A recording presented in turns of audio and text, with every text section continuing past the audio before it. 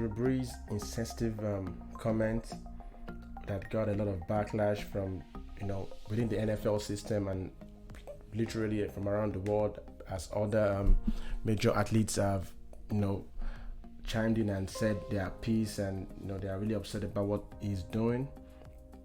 So that is going on with Drew Brees, and also Laura Ingraham, basically Laura Ingraham of the Fox News, the host of Ingram Angle, she also had a statement where she basically was saying that Drew Brees had the right to voice his opinions and his feelings because he's a human being. He has he has some worth basically, and LeBron called her out for that. That okay, it's okay for Drew Brees to say this, but I cannot say my own beat because last time I checked, 2018, she basically said that LeBron should shut up and dribble. And now President Trump now can jump on it and honed it. President Trump basically telling Drew Brees that he should have walked back the statement, and that he was saying the right thing. But smartly enough, Drew Brees was able to understand that and he used the opportunity to educate the presidency that it's not about the flag, it's about racial and systemic injustice. On the pod today, I'll be talking about the hypocrisy of the mainstream media. I am Hassan.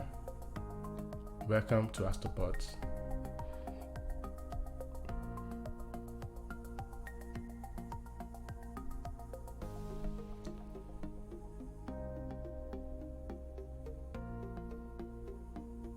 All right. So now, let's look at it from this angle. Who is Drew Brees? What does it represent? What is he about? So Drew Brees is the quarterback for the New Orleans Saints. He's 41 years old. He's highly revered. He's well loved because of his philanthropy. He's a philanthropist. He's one of the biggest and he's one of the best biggest philanthropists in the NFL. And why did this one really catch a lot of fire?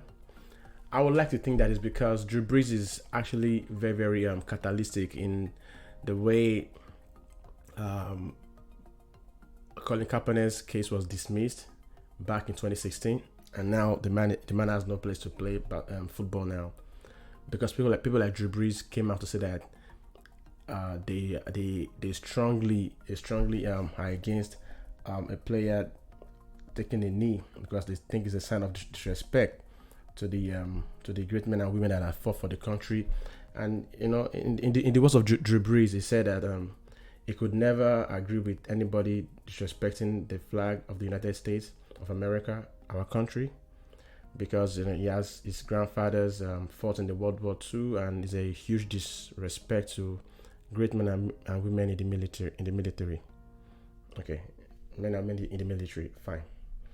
But immediately people weren't having it, because not only was it a bad statement right now, it was a bad statement because it's kind of like tone deaf. The country is protesting for equality, for review of the justice system, of the way the police are being governed, or the way they go about their business. People are protesting, and then you have Drew Brees talking about disrespect to the flag and all that. So we have this defensive backs in Patriots. Their name is Devin and Jason McCarthy. They tweeted that this is a disgrace, and that, in quote, to speak about your grandfather as if they're wearing black men fighting next to him. Those men later returned to a country that hated them. Don't avoid the issues and try to make it about the flag or the military. Fight like your grandfathers for what's right. He says, fight like your grandfathers for what is right. Basically, I'm sorry about my accent, my pronunciation, and that's what we're talking about here. And I mean, I'm just trying to picture it. I'm just trying to make us get this picture of we have an athlete talking about obviously very very ignorant of the issue all the time, and then look at what happened to Laura Ingraham. She went on a platform, on the Ingram's angle, where she basically said that like she because Drew Brees was already catching like there was a lot of backlash, and she said that um, Brees' comment had landed him in a scalding cauldron of hate. He should be allowed to have his own view of what kneeling and the flag means to him. So I mean, she said, I mean, he's a person. He has worth, I would imagine. But then she said that this is beyond football, and this is just Stalinist. Now this is the thing though, that Laura Ingraham voicing that really kind of like amplified the issue even a lot more because of our platform and the fact that we all know that the president likes to watch our show. Now, look at how they're, I'm just trying to make us understand how they're changing the narrative here. We are in a time where people are fighting, where people are protesting, where people are going out there, like not caring that there's a coronavirus that is very much alive. I can tell you that firsthand. They are going out there in numbers, in thousands, marching and protesting for equal opportunity for everybody in the country. And like I said before, if America as a nation that we pride ourselves as a leader of the free world, how can we say we are leader of the free world and then we have blacks not feeling at home in a place where they should have called home? If America can champion this, which I think America is doing right now, and I think that I'm so happy, I'm so excited when I see people, I mean, a lot of people out every day, like 2 weeks now, protesting, and it has kind of like spread all over the world, and we have everybody protesting and sort of making their mark. If America leads this, as America is leading right now, and we fight for equality in our system, in everything we do, because I don't understand why you want to get a job, you have to identify your race when trying to get a job. It's, you already know. I mean, like it's I don't know. I don't understand the rationale behind that. But if we do this successfully, we will be able to actually lead the way for the rest of the world to bring about equality. So everybody, regardless of your race, will have an opportunity to live a good life. That's my take, and I've always said this from day one, that if this is the only thing that this generation can do for the coming ones, that'll be good enough. That'll be just very good. But back to the issue of Drew Brees, back to my second point now, because when Laura brought about that issue and she was like, "Oh, he has some words and da," and LeBron called her out and all those things. Now she had to walk it back. And she said, and she was like, I'm trying to see what she says there. Something around there. I've kind of lost track of it, but it's okay. I'll get back to that later. Because Laura Graham had that. She said that. Yeah, this is a quote right here. She said that she's facing online backlash because she's getting, especially LeBron James. She said that my defense of Brees led to an online chorus of people comparing those comments to previous comments I had made to LeBron. Well, without dwelling on the nuance between the two instances, let me be very clear about what I believe. Every American has the God-given right to speak his own mind, to speak his mind on issues, basically.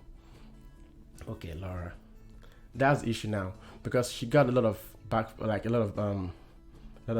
fire for that statement, for not being even. Because if you're going to say LeBron should shut up and dribble because he's not knowledgeable about political issues, because LeBron called the president a bum and he said the president does not like the people or something like that. Why would you not take the same stand on Drew Brees? Instead you said he has some worth. He's entitled to his own opinion. I mean, if LeBron said the president is a bum, he's also saying his own opinion. But we can understand that the Fox News, they are conservative media, and maybe that's why. But that notwithstanding, you cannot say those things, because at this time, we want you to be fair. And I think she understands that, and that's why she tried to walk that statement back as much as she can. Now, Drew Brees after that time, when we have people, the brothers, the McCarthy brothers, like making me understand that what he said is wrong, and basically saying that they are really disappointed in him. He had to walk it back, and he said some things like, he said something that I really like. He said I recognize that I should do less talking and more listening. And when the black community is talking about their pain, we all need to listen. That's really profound. And also the NFL commissioner Roger Goodell also had a statement that where he says something like, he said that we were wrong for not listening to NFL players earlier and encourage all to speak out and peacefully protest. So what we're talking about now is that there's a paradigm shift, sort of, and people are beginning to understand that perhaps the attack before was wrong, and they have to look at it more critically.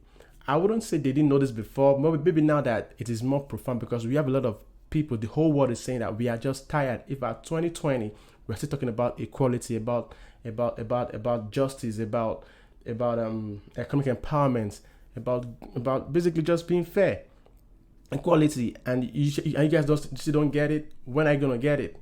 So the world is really alert now. Everybody's awoken to this issue, and all these organizations are trying to really be more sensitive and really mindful to the needs and the plight of the people of color.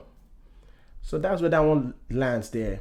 But it's funny how Trump, after hearing this, Trump had already put on his Twitter that Drew Brees, that he's a big fan of his, but he thought that he should have apologized, that he was saying the right thing. And Drew Brees quickly reciprocated and told him that, listen, it's not about the flag. It's more about systemic injustice, about the way the black people are being treated in our country. And I like that he uses platform. I'm talking about Drew Brees now to sort of educate the president that it's not about that. It's about real things, not the flag. Taking a knee and things of that nature, it's not a sign of disrespect. They have told you guys several times, but it's that they are just trying to make you understand that they are being treated unfairly. And he uses a platform to speak directly to the president, and I have to commend him for that, because that's ballsy, that's gutsy, and I appreciate that. And Trump moved forward, and because now that, and then he moved forward to attack but before I even talk about Trump moving forward, I just want to bring us back to understanding where Trump stands on this issue. Trump had once said, when he was still a candidate back in 2016, that get the son of a bitch off the field. If you're trying to protest, get them out. Get them off the field. He has had some very powerful or strong statement about people protesting. Remember in 2016, in August 2016, when he told when he criticized Colin Kaepernick for protesting peacefully, when he said maybe he should find a country that works better for him. So this is what I'm trying to make us understand here, that the president is, because the way he got to power really is by inciting people to be more patriotic, like appealing to the military, to the police forces of this country, making them understand that it's for them. And he used, like, people.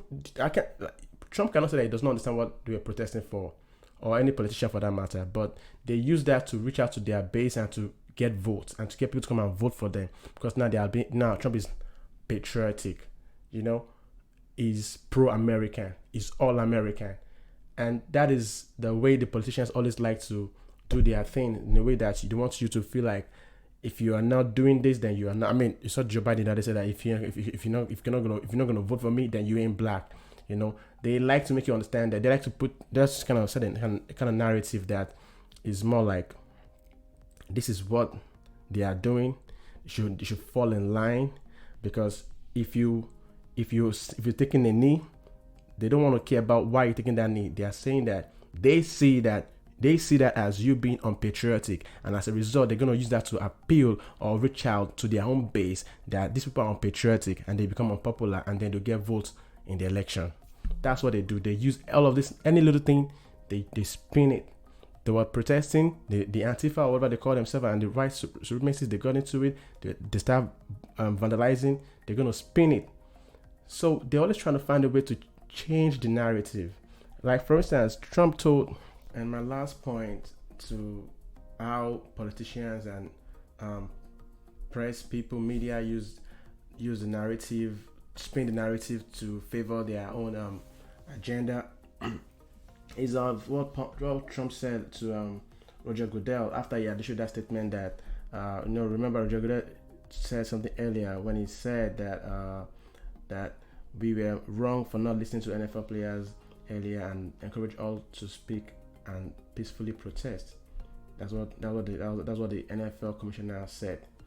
And now Trump now said that could it be even remotely possible that's in Roger Goodell's rather interesting statement of peace and reconciliation, it was intimating that it would now be okay for the players to kneel or not to stand for the national anthem, thereby disrespecting our country and our flag. And that's my point today. I